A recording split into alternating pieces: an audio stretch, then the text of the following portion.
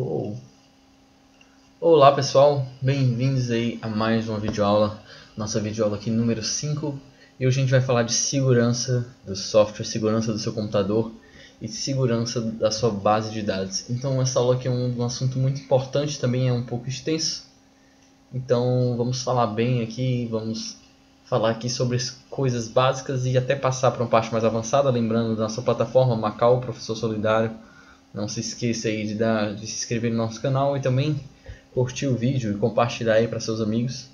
E lembre que na nossa plataforma tem muito mais conteúdo para você que está buscando passar no seu concurso. Então, passando aqui,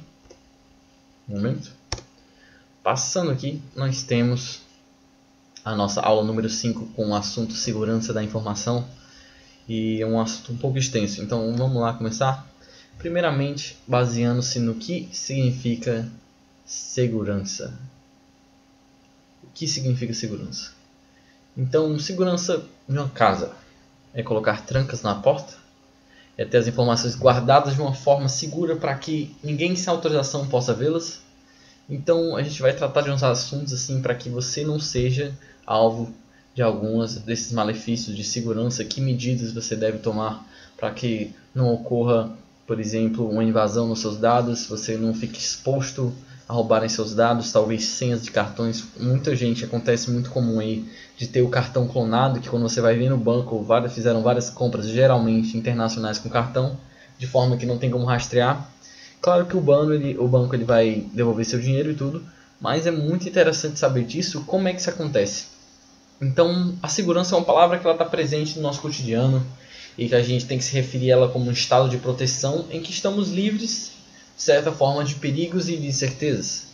Então, a segurança da informação é um processo de proteger as informações de diversos tipos de ameaças externas e internas para garantir a continuidade dos nossos negócios e minimizar os danos que podem acontecer, por exemplo, imagina você perder uma oportunidade por causa que você foi hackeado, você tem que fazer uma coisa importante, alguém rouba sua base de dados, até informações pessoais podem vazar, como é o fato de muitos famosos aí que têm suas contas hackeadas. Então fique bem atento nisso, nessa questão. Um exemplo seria uma corporação. A segurança está ligada a tudo que manipula direto ou indiretamente a informação. Então quando a gente inclui isso, a gente sabe que é necessário proteção.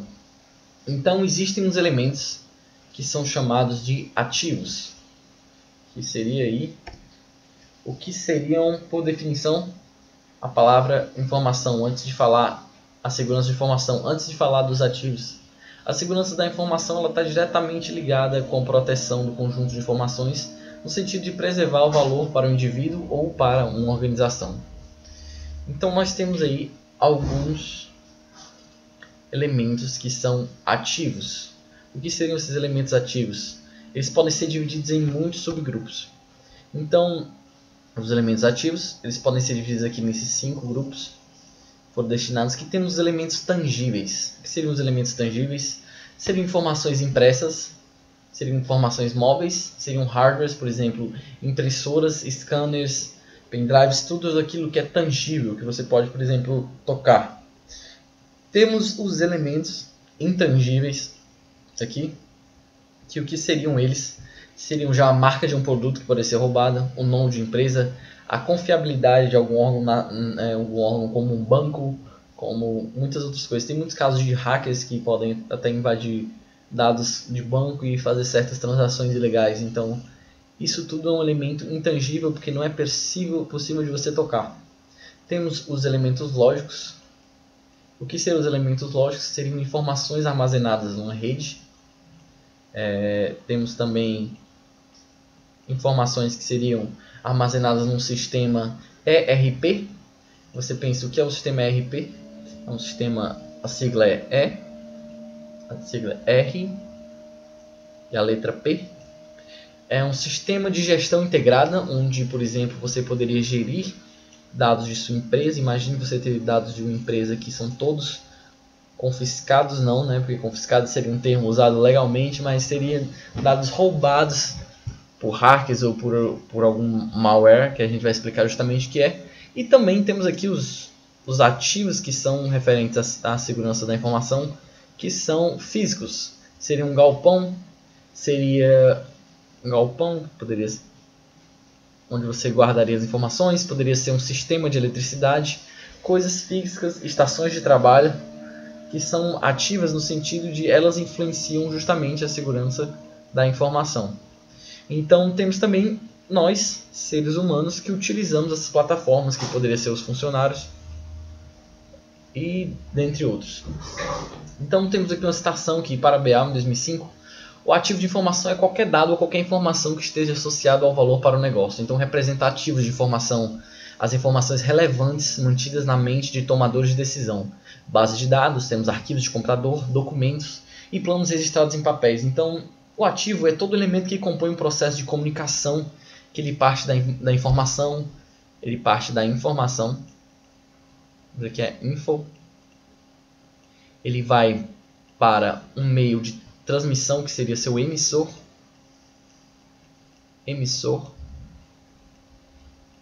e tem o meio qual ele é transmitido, temos o meio, e temos também o receptor.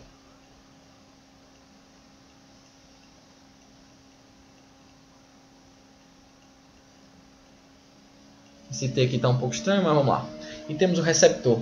Então, nesses processos aqui, tem que haver a segurança da informação para que não haja uma incoerência entre a informação, o emissor, o meio, está o pontinho do I aqui, fechar esse O, e o receptor. Então é muito importante ter noção que o ativo é tudo aquilo que manipula direto ou indiretamente a informação, inclusive até a própria informação. Ou seja, esses fatores aqui, eles influenciam nesse ciclo, por assim dizer, de informação que vai para o receptor e que funciona dentro de uma corporação, por exemplo. Então, dentro de uma organização, esse meio, esse ativo deve ser protegido contra as ameaças, que para o negócio funcione corretamente, esses dados não podem vazar, não pode ter uma falha nesse processo aqui. Então, não pode comprometer o sistema e, por assim, conseguinte, a gente tem um bom funcionamento de atividades da empresa.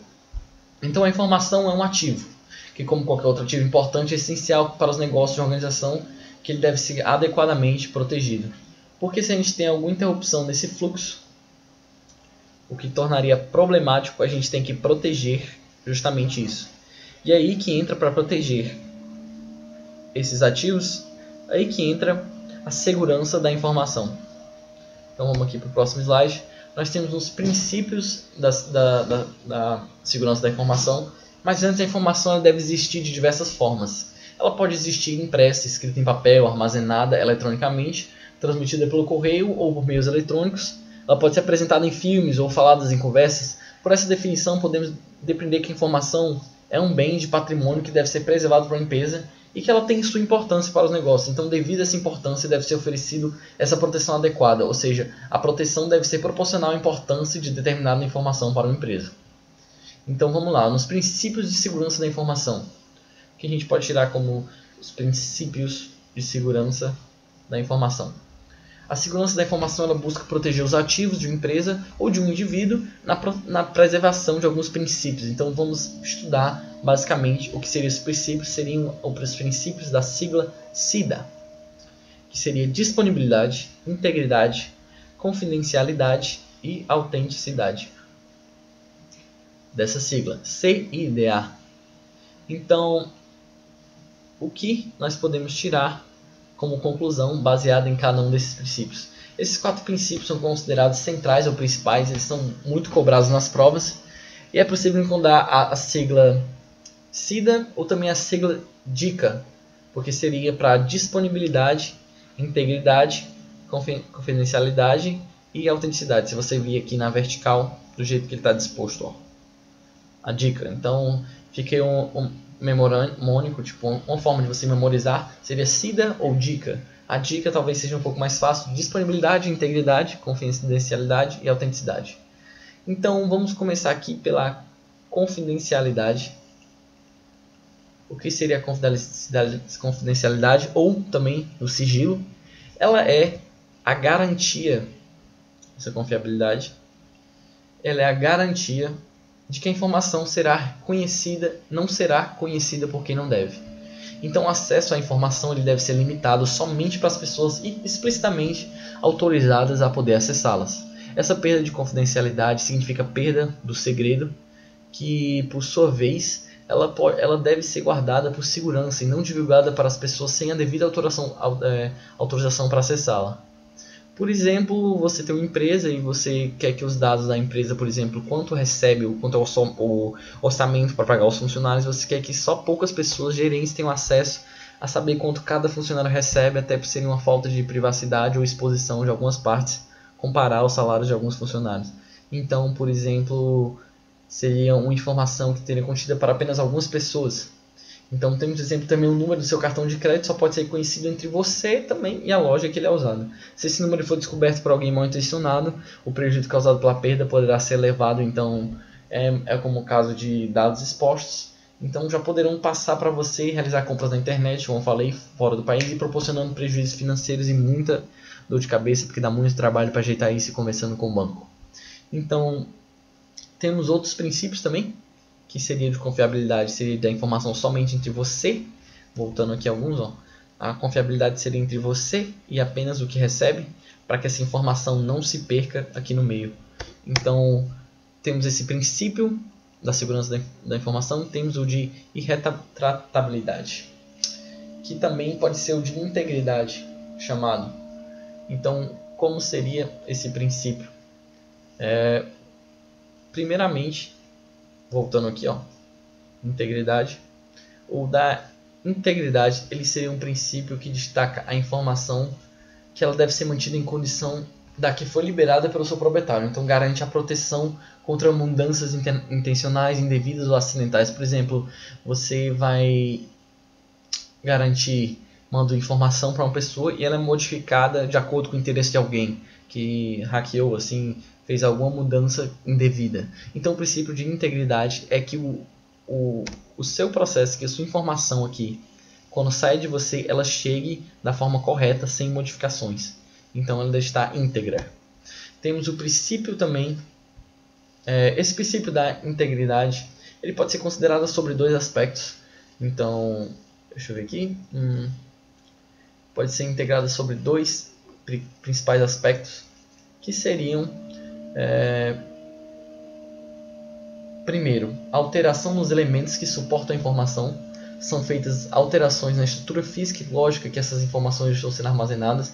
Por exemplo, quando há alterações nas configurações do sistema para ter acesso a informações restritas. Então, a quebra de integridade ela pode ser considerada sobre esses dois aspectos. Alguém conseguiu ter essa informação restrita e modificou no processo de encaminhar, ou alteração do conteúdo de documentos. Imagine que alguém invade seu notebook que está sendo utilizado para fazer sua declaração de imposto de renda desse ano, e momentos antes de você enviar para a Receita Federal, a mesma é alterada sem seu consentimento. Então, nesse caso, a informação não será transmitida de maneira adequada, o que quebra o princípio de integridade. O exemplo 2, nós temos sites por hackers que invadem. Então, temos muitos casos aí de portais do Brasil, de famosos também que tiveram suas contas divulgadas. E isso é muito problemático para a questão. Temos o princípio de disponibilidade, que é um princípio que ele é a garantia de que a informação deve estar disponível sempre para seus usuários, pessoas ou empresas autorizadas, sem exceção. Sempre que elas necessitarem, não importa o motivo, é para seus dados estarem lá disponíveis. Em outra palavra, é a garantia de que a informação sempre poderá ser acessada, como por exemplo de quebra desse princípio de disponibilidade, quando você vai enviar sua declaração de imposto de renda na internet no último dia e o site está indisponível. Então você quebra o seu princípio de disponibilidade, de lhe dispor a informação. Temos o princípio também de autenticidade, que é conhecido por alguns autores como autenticação, que é a capacidade de garantir a identidade de uma pessoa jurídica ou física que acessa as informações do sistema ou de um servidor de computador ou com quem estabelece uma transação. Por meio dessa autentificação que se confirma a identidade da pessoa e a entidade, ou a pessoa física ou a entidade. A autenticidade ela confirma se é você mesmo que está acessando, se é a sua empresa mesmo que está acessando. Então, teoricamente, só o usuário conhece. Pode ser, por exemplo, senhas, é um princípio de autenticidade, biometria, assinatura digital e certificação digital são alguns artifícios feitos para essa finalidade de garantir a autenticidade. Então, nós temos aqui outros princípios. O que a gente quer falando assim sobre óptica de segurança? A gente deseja entregar a informação correta para a pessoa certa, no momento certo, confirmando a identidade da pessoa, a entidade que presta o acesso às informações. Vocês entenderam dessa forma? Ou seja, a gente precisa que a informação esteja íntegra, esteja confiável, esteja autenticada e disponível no momento certo. Então temos aqui outros princípios. Eu falei da confiabilidade como se fosse o da confidencialidade, mas na verdade é um princípio a mais. Vamos aqui falar sobre eles. Então, tem alguns casos de incidentes de segurança da informação que são indicados por simples uma série de eventos de segurança que são indesejados ou inesperados. Então, tem uma grande probabilidade, se isso acontecer, nesses incidentes de segurança, que, por exemplo, uma falha no seu sistema e tal, possa comprometer suas operações de negócio e ameaçar a segurança. Por exemplo, a invasão digital, violação de padrões de segurança de informação. Então, outros princípios que são muito levados em considerações, como por exemplo de confiabilidade, ele é caracterizado pela condição de um sistema de informação prestar seus serviços de forma eficaz. Então, do sistema que rege essas informações ser eficaz,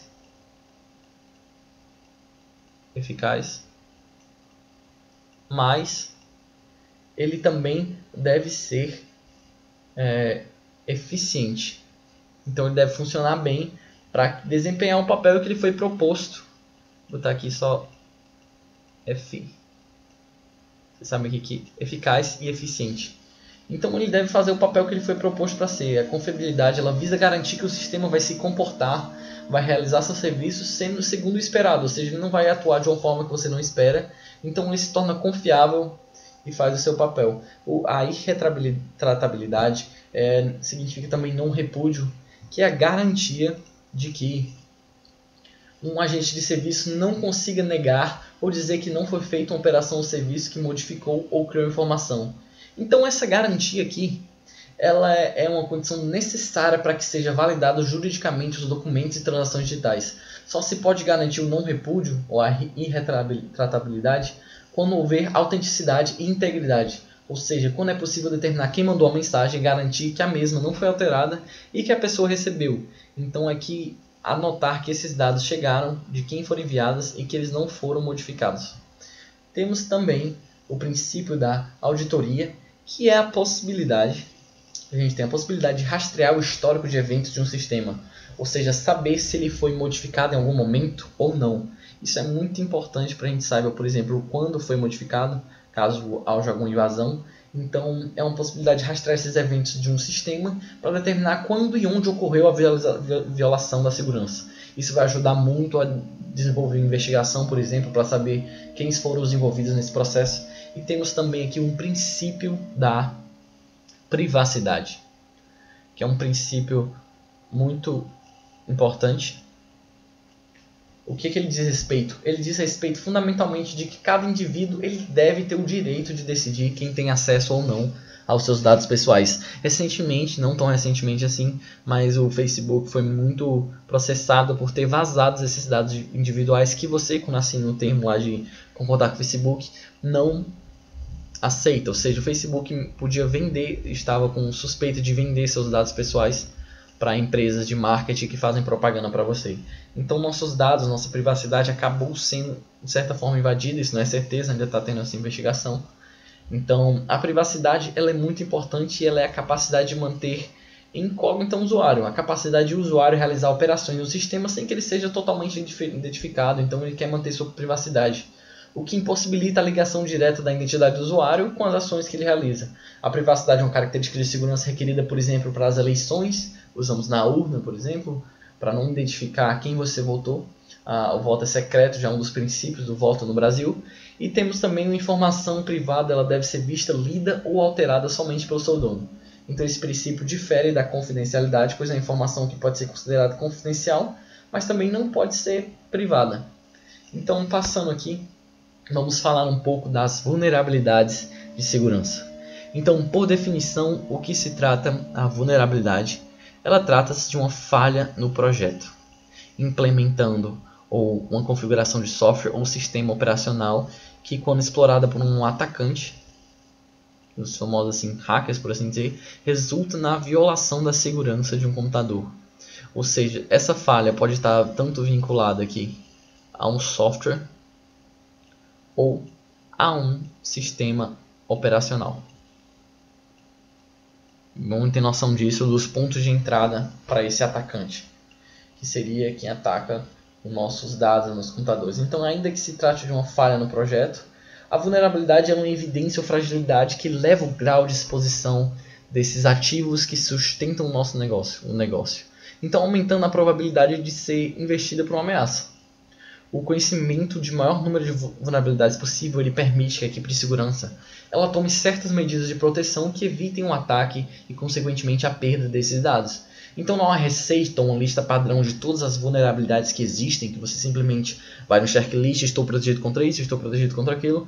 Não exatamente. Ela deve ser levantada de acordo com cada organização ou ambiente. Então, dependendo do tipo de empresa, dependendo do tipo de ambiente, vão haver vulnerabilidades possíveis e que você, se tiver conhecimento disso, seria melhor. O que é muito importante você saber as vulnerabilidades do seu sistema, porque você já sabe os pontos fracos e desse ponto você pode reforçá-los. Então, essa vulnerabilidade ela deve estar sendo levantada em cada organização. Sempre deve ter em mente que tem que ser protegido, o que tem que ser protegido e quem precisa ser protegido de acordo com essas ameaças existentes. Podemos citar aqui como exemplo inicial uma análise de um ambiente de sala de servidores de conectividade com a internet. E seguindo a descrição, a sala dos servidores ela não possui um controle físico. Eis a vulnerabilidade detectada nesse ambiente. Então, vamos lá. Outros exemplos de vulnerabilidade seriam um ambiente com informações sigilosas com acesso não controlado. Por exemplo, tem informações sigilosas que você não sabe quem acessa ou não. Um software mal desenvolvido tem brechas. A falta de mecanismos de monitoramento também, auditoria, ela gera falhas. A inexistência de políticas de segurança, a ausência de recursos de combate, por exemplo, a incêndios, hardware sem o devido acondicionamento e proteção, falhas de atualização de software e hardware, ausência de pessoas capacitadas para essa segurança em instalações prediais fora do padrão. Então temos aqui ameaças à segurança. O que seria essa ameaça ao sistema de segurança? Aqui está falando dos exemplos que eu já falei, em questão. O que seria essa ameaça à segurança? A ameaça é algo que possa provocar danos à segurança da informação ou prejudicar as ações de empresa sobre sua sustentação de negócio mediante a exploração de determinadas vulnerabilidades. Então, em outras palavras, uma ameaça é tudo aquilo que pode comprometer uma segurança de um sistema. Ela pode ser acidental, como exemplo a falha de um hardware. Ela pode ser erros de programação, alguns casos de desastres naturais, erros de usuário, bugs de software, uma ameaça secreta enviada a um endereço incorreto. Então, o que seria, por exemplo, você envia um e-mail confidencial para um e-mail errado e outra pessoa recebe esses dados. Por exemplo, seria uma falha já no ativo pessoal, por exemplo. Então, também temos casos que são acidentais e temos os casos que são deliberadamente foram consumados, como o roubo, a espionagem, a fraude, sabotagem, invasão de hackers, que é muito perigoso aqui, os hackers, e dentre outros. Falhas na firewall, por exemplo. Firewall é parede de fogo e é a primeira defesa do seu computador contra algumas desses malwares. Então, muitas coisas podem ameaçar a segurança. Não necessariamente o que ameaça a segurança é um hacker, pode ser alguns problemas simplesmente acidentais, por exemplo, um problema físico acidental seria um incêndio destruiria os dados, então iria contrapondo da segurança dessa informação. Então, certo. Vamos agora falar aqui um pouco mais dessa segurança de casos que temos basicamente dois tipos de ameaças. Temos as ameaças internas e as ameaças externas. Então vamos lá, falando aqui um pouco das ameaças externas. Ameaças externas. E das ameaças externas. Quais seriam essas ameaças externas? Primeiramente, seriam aqui apresentadas todas as tentativas de ataque ou desvio de informação vindos de fora da empresa. Normalmente essas tentativas elas são realizadas por pessoas que têm má intenção de prejudicar a empresa ou de utilizar seus dados para, talvez não para benefício próximo, mas, por exemplo, sei lá, atrapalhar as coisas da empresa e diminuir esse fluxo de dados. Então, essas seriam as ameaças externas que poderiam vir dos hackers, por exemplo, de pessoas que não respeitam o sigilo da informação de uma empresa, que são externas à empresa, que não estão lá dentro. E temos também as internas. Ainda vou aprender a escrever nisso aqui. Só estou pegando a prática. Internas. Que seriam as que estão presentes independentemente das empresas estarem ou não conectadas à internet.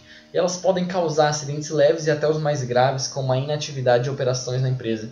Então, o que seriam essas ameaças internas? Bom, tenho que resumir para você que essas ameaças internas seriam, por exemplo, quem está dentro da empresa, algum fato que poderia acontecer, como o cara que enviou o e-mail errado, como alguém que perdeu um HD externo que estava levando para casa e deixou todos os dados da empresa com outra pessoa. Seria um caso de ameaças internas que pessoas de dentro dessa empresa, dessa corporação, ou no caso se for você deixou seus dados vazarem. Então temos que ter resumido que os ativos são os elementos que sustentam a operação do negócio e sempre trarão consigo essas vulnerabilidades que, por sua vez, as vulnerabilidades elas são submetidas a ativos de ameaça. Então nós temos os ativos, que eu vou prestar aqui pela letra A, que são tudo aquilo que a gente já falou, são os tangíveis, intangíveis, lógicos, físicos e humanos, e todos eles vão estar sujeitos a vulnerabilidades, certo? E uma coisa importante de saber é que essas vulnerabilidades elas estão submetidas a possíveis ameaças, que seriam aqui, as ameaças. Então tem-se dessa forma um ciclo linear assim. Então, de certo modo, o que seria isso? Como se prevenir dessas ameaças? É o que a gente vai falar aqui. Deixa eu apagar aqui algumas coisas. Vamos passar aqui para o próximo slide, que já fala de riscos. O que seriam esses riscos, certo? Então, um risco é a medida de exposição no qual o sistema computacional está sujeito. Ele varia muito assim da probabilidade de uma ameaça atacar o sistema e do impacto resultante desse ataque. É muito difícil você dizer que um sistema é 100% à prova de riscos. Tanto que, por exemplo, se você já viu aquele filme Rede Social, que o Mark Zuckerberg ele invade a rede da faculdade que ele estuda, de Harvard, e lá ele retira os dados de todas as meninas e cria uma versão meio que uma primeira versão do Facebook para as pessoas do campus votarem em quem é a menina mais bonita, por exemplo. Você pode ver isso no filme dele lá, Rede Social, e lá ele prova que todas as redes elas têm um certo risco. E quando ele foi confrontado pela diretoria, ele disse que eles deviam agradecer porque ele encontrou fraquezas nos códigos de dados de Harvard. Então é muito importante isso, que nenhuma rede ela é totalmente invulnerável. Então a gente tem que ter essa noção disso. Vamos lá aqui agora falar sobre o que seria exatamente o risco por definição. O risco é a probabilidade de uma ameaça explorar em vulnerabilidades, provocando perdas de confidencialidade, integridade, disponibilidade, aqueles princípios que a gente fala, e causando possivelmente impacto nos negócios, certo? Ou seja, no caso do Mark, ele roubou as informações pessoais e fotos, claro, que as pessoas colocavam para a universidade, mas mesmo assim foi uma questão problemática. Então, falando assim, temos que, como exemplo de risco, podemos imaginar um funcionário que está insatisfeito com um exemplo assim figurativo. Podemos imaginar que tem um funcionário que está insatisfeito. O cara está insatisfeito e ele tem um martelo a seu alcance. Nesse caso, o funcionário poderia danificar qualquer informação. Ele poderia simplesmente pegar o martelo e quebrar alguma coisa, quebrar algum computador. Então imagine isso como um risco físico, de certa forma. E existem algumas maneiras de classificar o grau de risco no mercado de segurança. Mas uma forma simples que a gente pode trabalhar com alto, médio e baixo risco. No caso do exemplo da sala de servidores, podemos dizer que, baseado na vulnerabilidade encontrada, a ameaça é de alto risco, porque o funcionário é interno, ele poderia chegar lá e destruir todos os dados. Então esses riscos, essa segurança da informação, a gente não está tratando especificamente de meios digitais, que por exemplo são só hackers que podem invadir. Não, também as pessoas podem entrar lá fisicamente, roubar um papel que está impresso, por exemplo, fisicamente, e pegar os dados dessa empresa. Então a informação não se trata somente de meios digitais, mas meios digitais são caminhos possíveis para que as pessoas consigam à distância, por exemplo. Então a gente tem que falar sobre isso, vamos falar em geral também de exemplos de o que seria esse risco. Vamos falar também de outra coisa muito importante, que são o ciclo da segurança. Que como a gente pode identificar, proteger, detectar, responder e recuperar a nossa segurança, no caso, do nosso computador e protegê-lo contra os malwares. Então vamos lá, mostrando na figura, a gente tem os ativos e temos organizações que precisam ser protegidas, pois eles estão sujeitos a uma vulnerabilidade. Então se as vulnerabilidades aumentam também os riscos de exploração por uma ameaça. seja, tem mais caminhos que o atacante, no caso, o hacker poderia, ou a pessoa física, não sei, porque não é só online, mas vários meios que ela poderia atingir a sua empresa naqueles pontos fracos que seriam as vulnerabilidades. Então aumenta-se os riscos e se tem uma certa perda de integridade, disponibilidade também e confidencialidade dessa informação, o que vai causar sim um impacto no negócio. Então nesse contexto as medidas de segurança elas devem ser tomadas, os riscos devem ser analisados e diminuídos para que se estabeleça uma segurança ativa de toda essa informação. Então, as ameaças são causadas em potencial por um incidente indesejável, por exemplo, um ataque de um hacker é uma ameaça. Então, as ameaças e vulnerabilidades elas aumentam os riscos relativos à segurança de uma parte dessa organização. Então, dessa forma, a gente pode dizer que os riscos são medidos pela combinação entre o quê? O que seria essa combinação? Os riscos são medidos pela combinação entre, primeiro, o número de vulnerabilidade desses ativos, quantos existem, quantas falhas tem de vulnerabilidade baseado nos ativos, um seriam os pontos fracos. O 2 seria a probabilidade de serem exploradas por uma ameaça, qual a probabilidade desses pontos serem explorados por um potencial atacante do sistema.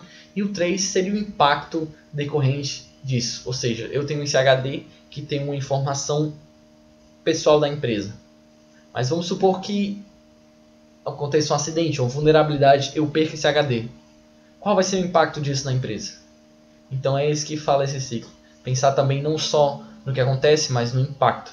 Por exemplo, se fosse uma informação que só continha nesse HD, o seu impacto vai ser tremendo na empresa, pois imagine que seja algo para prestação de contas que vai ter para a Receita Federal e você simplesmente perdeu todos os dados. Então tudo isso é muito importante para você saber que pensar nesse ciclo de identificação, de proteção, de detectar, criar respostas e assim recuperar e proteger seus dados. É muito importante também saber disso sobre a sua forma de proteção. Então, pensar na forma. Agora, imagine que esse HD que tem informação única sobre a empresa, imagine que você simplesmente não tem aquele dado só naquele HD.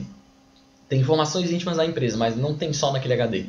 Você faz uma cópia, certo? Então, quando você quer essa cópia, você acaba criando uma forma de diminuir o impacto no caso dessa vulnerabilidade desse HD que seja perdido ou desse arquivo que seja atacado por um hacker. Você tem um local seguro para backups que ficaria lá salvo caso algum arquivo venha assumir ou ser alterado. Então isso é muito importante saber disso. Vamos aqui para outro ponto que já chega o que é os malwares. A combinação de malware ela vem do inglês, se você não sabe o significado, mas significa malicious software, que significa programa malicioso. Então o termo malware ele é usado para designar todo e qualquer software que tem intenções não positivas, que são programados com o intuito de prejudicar os nossos sistemas de informação, alterar também o funcionamento dos programas, roubar informações, causar lentidões nos computadores. Acontece muitas vezes que o computador está tão cheio de vírus que existe a necessidade assim, de formatar, porque os vírus já foram espalhados, os vírus não, os malwares também, porque aqui a gente vai falar dos diversos tipos de malware. Se você achou que só existiam os vírus, saibam aí que existem outras centenas de formas de malware se instalarem no seu computador. Aqui não é um vídeo nenhum com panorama atual de vírus e tudo, mas aqui não é um vídeo nenhum para deixar você psicótico também em relação ao seu computador. É importante você ter noção disso, porque isso vai te ajudar numa forma de proteger seu computador, e também são muitos, principalmente esses aqui primeiros, ó, até o spyware, eles são muito recorrentes nas provas, então é bom você saber o que significa esses termos e quais seriam as suas funções. Vamos aqui começando pelo vírus. O que seria o vírus? O vírus é um malware que é muito importante ter noção de que existem, ainda falando um pouco de malwares para entrar direto no vírus, existem algumas maneiras destacadas desses códigos maliciosos, desses malwares, infectarem ou comprometerem os computadores. Então uma delas é primeiro a exploração das vulnerabilidades existentes nos programas instalados. Tem também um meio desses malwares entrarem a partir da autoexecução de mídias removíveis infectadas, como temos os pendrives. Também é possível acesso por páginas de web maliciosas com a utilização de navegadores vulneráveis. Para essa questão das páginas maliciosas que você pode acessar no seu computador, por exemplo, baixar um programa craqueado e tudo, poderia ter malwares instalados ali que vem com a função de desestabilizar seu computador ou seu sistema. Então, uma forma de impedir, por exemplo, na sua empresa que não acessa em determinados sites que têm integridade comprometida, você pode criar um sistema que proteja, que impeça, por exemplo, de entrar em determinados sites. O que muitas empresas fazem, por exemplo, não querem que o funcionário entre no Facebook, então eles meio que bloqueiam o site do Facebook para o usuário em todos os computadores para que ele não possa entrar. Então, temos aqui outra forma desses malwares, como também são os vírus, que podem entrar por meio da ação direta dos atacantes após invadirem um computador. Eles incluem os arquivos contendo códigos maliciosos por dentro, assim fica mais difícil de identificar. Então, para a execução de arquivos previamente infectados, todos obtidos em anexos de mensagens eletrônicas por via de vídeos removíveis, páginas da web. Então, tem várias formas de ele entrar no seu computador e uma vez que eles estão instalados, esses códigos maliciosos eles passam a ter seus dados armazenados no computador e podem executar ações em nome dos usuários, de acordo com as permissões de cada usuário. Então é isso, temos várias categorias de vírus, worms e outras formas. Temos os tipos mais comuns de malwares que a gente vai detalhar agora, começando pelo maior e mais comum, que é o vírus. Então vamos lá, o que a gente pode dizer aqui do vírus. Opa, passei? Falando aqui um pouco do vírus, são pequenos códigos de programação maliciosos que se agregam a arquivos que estão transmitidos com eles. Parando para pensar num pensamento e num viés mais biológico, a gente sabe que o vírus ele não tem célula. Ele se agrega a uma célula e a partir desse momento que ele se agrega a uma célula, ele se multiplica, destrói a célula e vai para outra célula. Você pode pensar isso como o vírus. Eles não são um código de programação completo. O vírus é um pequeno código de programação que ele está agregado a arquivos que são transmitidos com ele. Então, ele não tem seu próprio código, ele não é um arquivo em si. Em outras palavras, o vírus é um programa que se anexa a um arquivo de programa qualquer, como se estivesse parasitando esses arquivos, depois ele faz cópias de si mesmo para vários outros arquivos semelhantes. Então, quando esse projeto é aberto, quando esse arquivo de vírus é aberto na memória RAM, o vírus também daí se propaga infectando. Isso quer dizer que ele cria cópias de si mesmo e vai tomando partes de outros programas e arquivos de programas. Então o vírus ele depende da execução do programa, do arquivo hospedeiro para que possa se tornar ativo e dar continuidade ao processo de infecção. Então alguns vírus são inofensivos, outros porém podem danificar o sistema operacional e os programas do computador.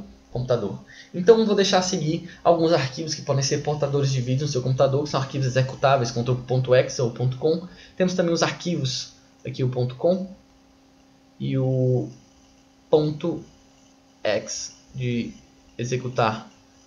Muito cuidado com o pessoal que instala alguns softwares craqueados, que eles podem vir com isso. Então temos arquivos de script também, que são extensões do tipo .vbs. E temos também atalhos que podem conter vírus, que seria os tipos de formato de arquivo .i. Não, na verdade é lnk. E também o .pif. Seria PIF. Os arquivos que têm esses formatos no final. Então, tem também os arquivos de proteção de tela, que seriam extensões do tipo deixa eu ver aqui, .scr. Seriam aqueles arquivos de proteção de tela. Temos os documentos do pacote Office, que seriam o Word, seriam o Excel, o PowerPoint, e alguns arquivos de base de dados, e também multimídias, como músicas, vídeos de extensão, e entre outros. Então, os principais tipos de vírus, é muito importante que a gente fale aqui. Temos os vírus polimórficos, temos os vírus oleomórficos, temos os vírus de boot, temos vírus de macro, e temos vírus de programas, vírus de stealth, vírus de script, vírus de telefone celular e dentre outros. A gente vai especificar bem falando cada um desses tipos de vírus na nossa aula 2 sobre segurança. Primeiro aqui é uma visão geral sobre alguns mais conhecidos. Então vou passar aqui. Temos os worms, que por exemplo talvez algumas pessoas não saibam o que significa os worms. Então vamos lá. Worm vem do inglês de verme. Eles são programas muito parecidos com os vírus, só que na verdade eles são capazes de se propagarem automaticamente através das redes, enviando cópias de si mesmo para computador. E observe que os worms eles apenas se copiam, eles não infectam outros arquivos. Então eles mesmos são os próprios arquivos, diferente do vírus que é um código que está agregado em outro arquivo. O worm não. O worm já é uma questão assim de ele tem seu próprio arquivo e vai se multiplicando para dentro de outros computadores, ou seja, ele é um pouco assim mais fácil de identificar. Diferente do vírus, o worm não embute suas cópias de si mesmo, então não necessita ser explicitamente executado para se propagar. Isso é muito importante. Sua propagação se dá através da exploração das vulnerabilidades existentes na falha da configuração dos softwares que você instalou. Então pode ter, se alguém modifica a instalação de algum software, de programas craqueados, aí pode surgir esses tipos de worm.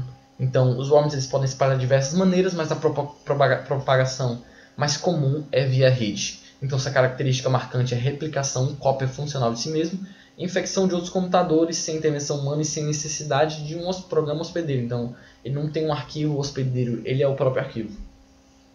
Esses worms eles são notadamente responsáveis por assumir muitos recursos que degradam sensitivamente o desempenho das redes e podem lotar o disco rígido do computador, então devido à grande quantidade de cópias de si mesmo.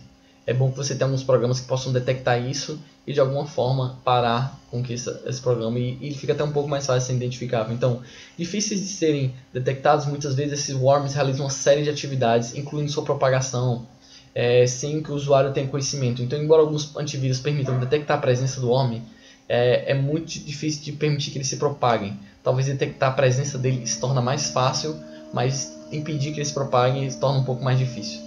Daí depender do seu antivírus e tudo, mas o fato dele ter o próprio arquivo é um pouco mais fácil de ser identificado do que o vírus, por exemplo. Então vamos falar aqui dos boots, que são outra forma, seriam os robôs, que seriam outra forma de vírus, que de modo similar ao worm é um programa capaz de se propagar automaticamente, explorando vulnerabilidades existentes ou falhas na configuração do computador. Então o que ele tem de diferente do worm é que dispõe de mecanismos que comunicam com o invasor, ou seja, permitindo que o boot seja controlado remotamente. Então ele coloca no seu computador e ele consegue controlar o boot do computador dele, e o boot está no seu computador realizando cópias de arquivos. Então eles são muito usados e tem muitos comandos que podem ser usados por hackers que manipulam esses sistemas que estão sendo infectados sem o conhecimento do usuário. Então é muito importante que existem canais que o hacker pode fazer isso. Então nesse ponto cabe destacar um termo que foi cobrado várias vezes em provas de banca, que se trata do termo bootnet, que é a junção da contração das palavras reboot com network. Então é uma rede que é infectada por boots, que se chama bootnet, também conhecido como rede zumbi, que é composta geralmente por milhares desses elementos maliciosos que ficam residentes nas máquinas aguardando o comando do invasor. É até um pouco difícil falar sobre isso, que a gente acaba ficando um pouco psicótico. Pô, será que meu computador tem esse tipo de malware instalado? Então a gente acaba bugando um pouco. Mas quanto mais esses zombie computers participarem dessa bootnet, mais potente ela se torna.